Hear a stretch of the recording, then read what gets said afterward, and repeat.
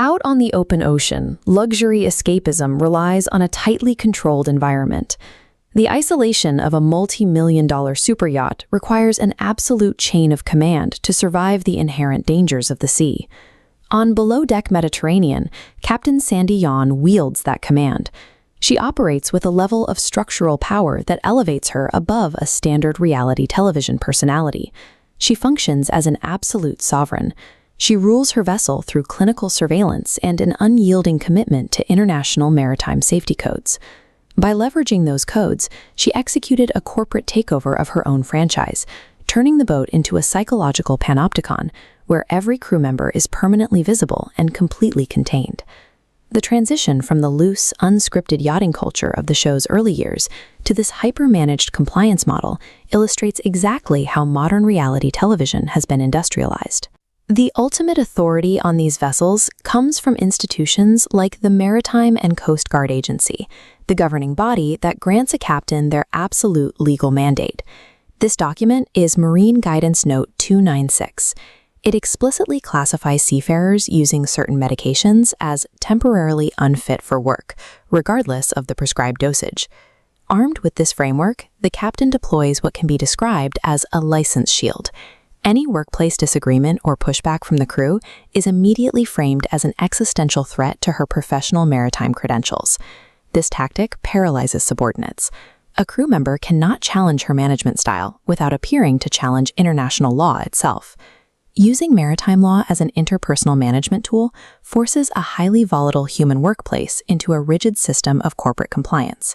We see this dynamic peak in Season 5. A dispute over cabin assignments between Chief Stew Hannah Ferrier and Bosun Malia White created an opening for a retaliatory strike. White gathered strategic evidence by photographing Ferrier's private anxiety medication, a box of prescribed 2 mg Valium, keeping it as leverage. By including a CBD vape pen in the report, they constructed a narrative of a sudden drug emergency that required immediate, unappealable action under maritime law. The liquidation was executed with clinical precision. The captain cornered Ferrier in a bathroom, accusing her of destroying evidence, and then pursued her onto a public dock to force a narrative of maternal concern. The incident weaponized valid safety protocols to execute a long-desired personnel removal, eliminating a non-compliant worker, while insulating the captain's public image. Early seasons of this franchise relied on unvetted yachties and organic, unpolished chaos.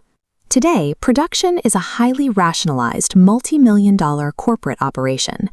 The surveillance footprint on a modern charter is massive. Master suites are permanently converted into high-tech production studios, and a secondary chase ship trails the main superyacht, ensuring a permanent state of visibility. This diagram illustrates liability exposure. When a safety incident occurs, insurance mandates and the threat of brand damage dictate the casting of highly compliant, predictable crew members. To generate conflict without threatening operational stability, production now relies heavily on highly vetted producer plants who create narratively safe drama.